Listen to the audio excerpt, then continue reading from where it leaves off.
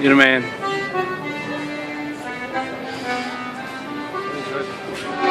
Send us there.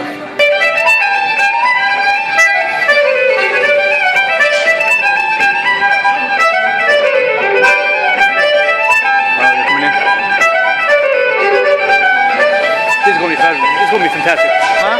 This is going to be fantastic.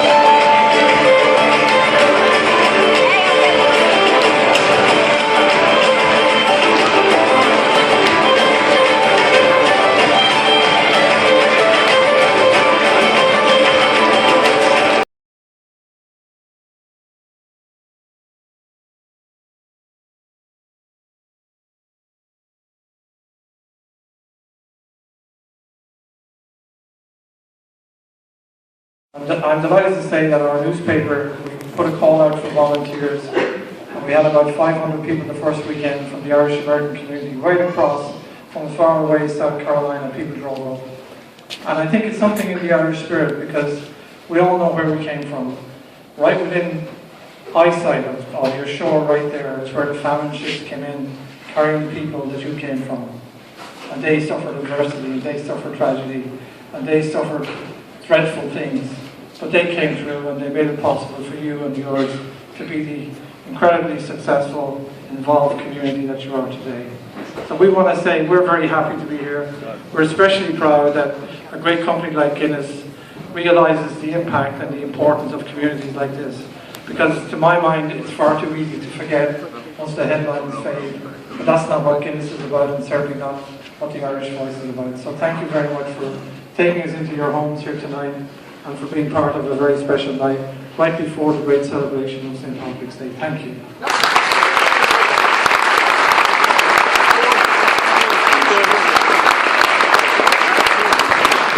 We're honored to have two people from Guinness here tonight. Rory Toomey from County Cork. We don't want you to hold that against him.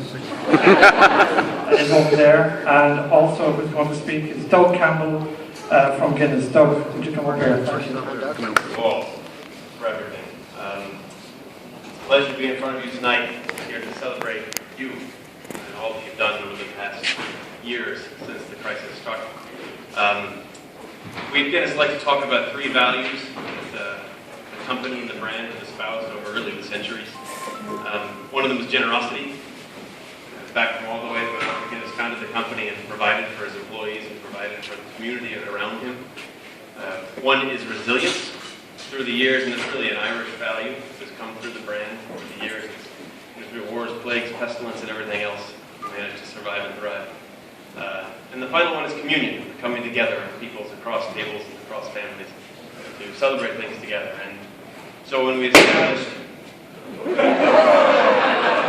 Neil, that was 30 seconds too early. Good man, good call, good call. So when we established Guinness Gives Back, which is a fund to fund local initiatives like this, where right now we're in the process of raising $1 million for firefighters around the country. We look for groups that espouse those and really embody those values. And this was an easy one. What's happened here and what the people have done, what you have all done since Sandy came and ravaged the place, it's inspiring to everybody, and it's easy enough for us to stand up here and raise a glass to something like this. But to live through it is another thing. And I was fortunate enough to get a quick whirlwind, actually literally whirlwind tour today. And it's just amazing. I mean, all three of those values, between the generosity that everybody has, it was inspiring to see everybody sort of got a hand in everybody else and helping everybody else. Whether you happen to be a fireman, but you're also a carpenter, so you're helping out your neighbor, or you happen to be a policeman who also knows how to garden. It doesn't matter. That generosity is so obvious. The sense of resilience, I mean, to have had Sandy, fires, storms, below zero temperatures for months, it seems like years, and no one here is got their head down or looking down. It is inspiring because the mood here is one of family, and it's the last value of communion. So we are inspired by you all, and as much as we can tell the story, we'd like others to know your story and to be inspired by it. And all we can say is cheers to you, and thanks so much for this opportunity to come and spend a moment with you and to say thank you. Yeah.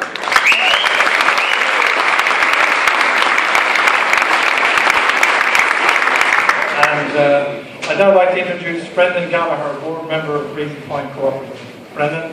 Given the honor to hand out some tokens of appreciation to the members of our community. But before I just do that, on behalf of the co-op and all the shareholders here, I cannot thank Neil, the Irish Voice, and obviously Guinness Beer for a great evening to honor all our volunteers and so many shareholders here that came tonight. So thank you very much to all of you for a great night for all these shareholders.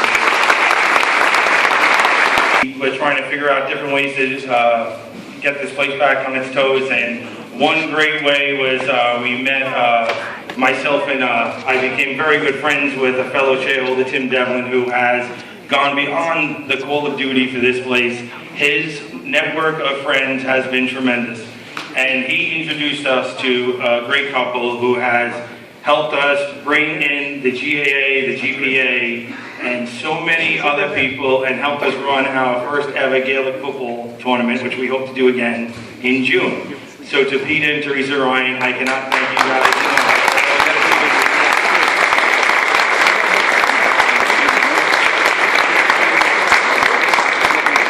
And without further ado, we're going to honor some people that have gone and helped us tremendously.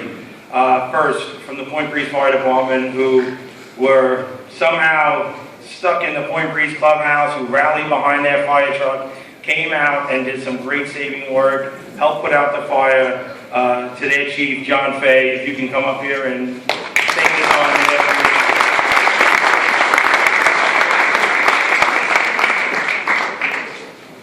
Our next honoree, hospital, I think trying to fight to keep it open. There's an issue that just popped up in the last 24 hours. I assume Mr. Goldfeld will be able to fill us in on what's going on with that thing. We just heard about it recently. But Matt Piccione from the Rockaway Point Fire Department is over there right now in some sort of conference. But on behalf of the Rockaway Point Fire Department, Brandon Riley, please.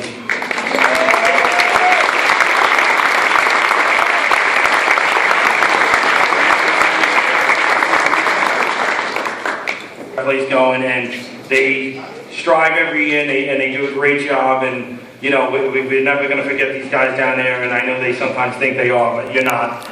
To Dickie Colliman.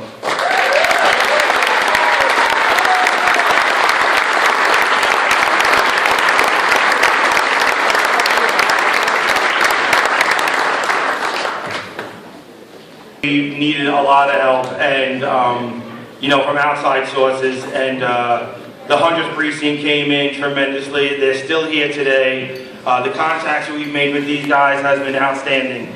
These police officers to this community, these guys looked out for our homes, and they became, most of them came out with some of our good friends, and it's great to see them when they're driving around the community. And I don't think there's not a person in this co-op that, when they see them drive by, isn't asking them if they want a water, a soda, or a cup of coffee. To the 100th precinct, thank you very much to their CEO, Craig Adelman.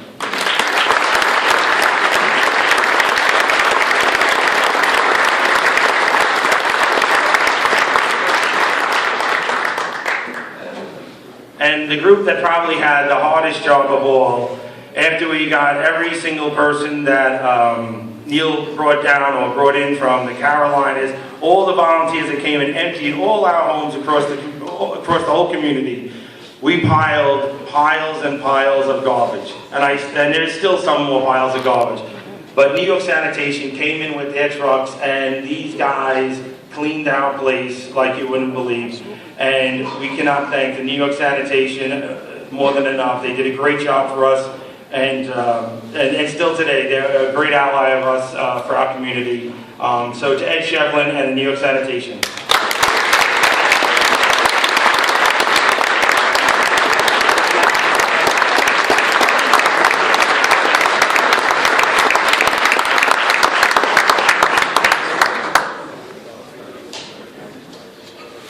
And last but not least, well, maybe not last, but to our own security department, who these guys basically put their own homes aside and basically started working 24-hour shifts to make sure this community was safe and there was friendly faces, and you know, they looked after all our homes, and these guys did a tremendous job for many, many days and months. Outstanding work. You can't say enough about our security guys. Mr. Dennis Dyer.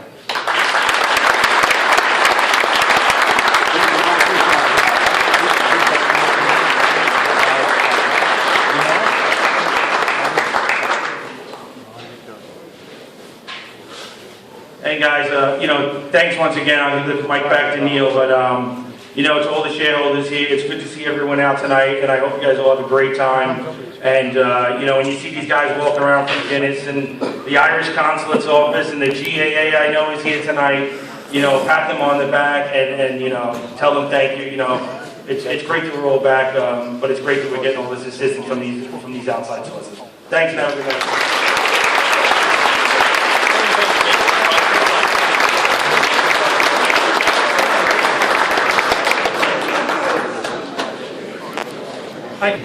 When the hurricane hit, we met in the Irish consulate to see what we as the Irish American community could do. The man who provided leadership, the man who provided the impetus, the man who provided the strength, the ambition, the drive, the energy, and most of all the vision to help in the way that he has, is here with us tonight. He's a man I think will mark this as one of the greatest achievements of his diplomatic career, and there have been many. Would you welcome please Peter Ryan.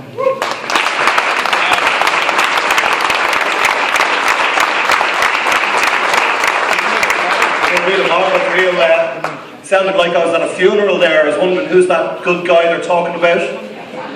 The Irish don't normally say anything good about somebody, do we? Unless we're at a funeral.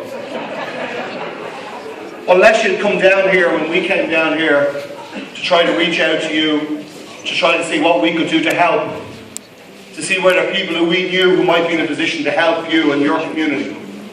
And the reason we did that, we didn't just make it up, we didn't just decide, hey, we go out to these guys and we'll help them out. We did them because you're family.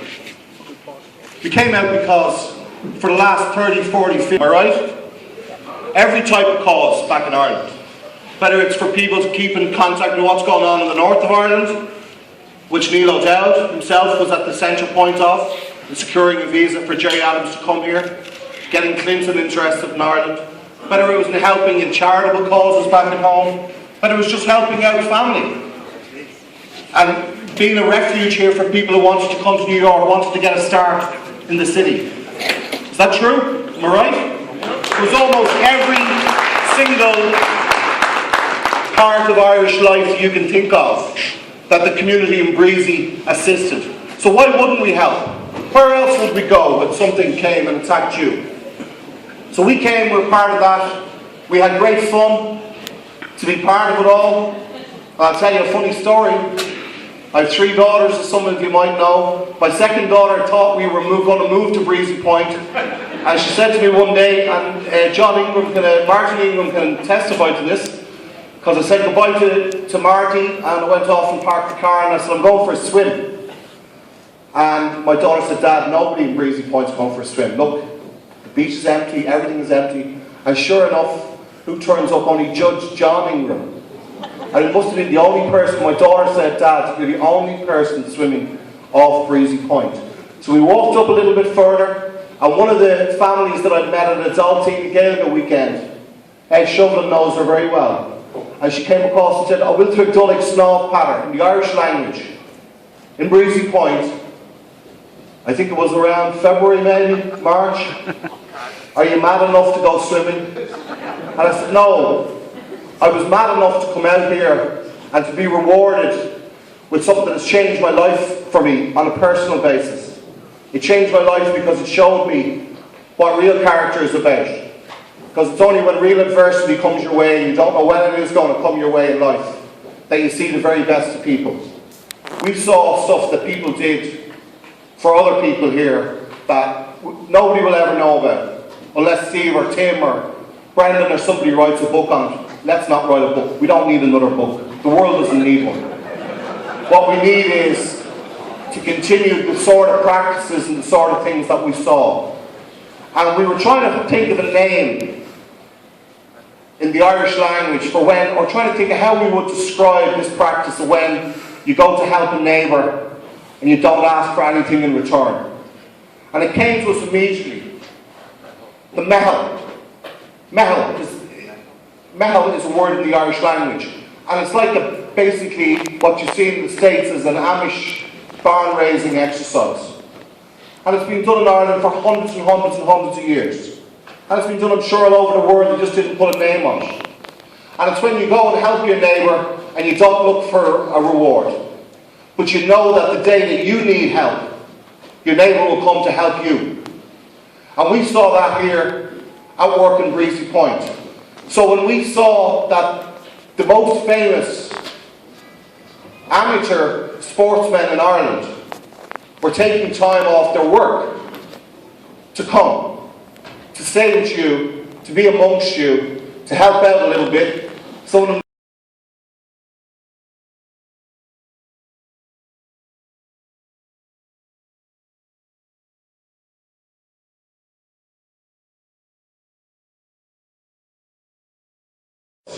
we're coming here to Breezy Point to be part of this community, to say to them, we're standing with you, and we'll help you, and we'll do whatever it is we need to do in order to help you get to where it is you deserve to be.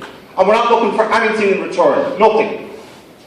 Because we would expect you to do this for us when we're in trouble, as you have done it over decades for communities back in Ireland. And then growing on from there, we were able to do lots of little community-led initiatives around Breezy Point. We were able to help out with the volunteer firehouses. Lads, what's with the volunteerism of this? You guys are fantastic firefighters. We really owe you a huge debt.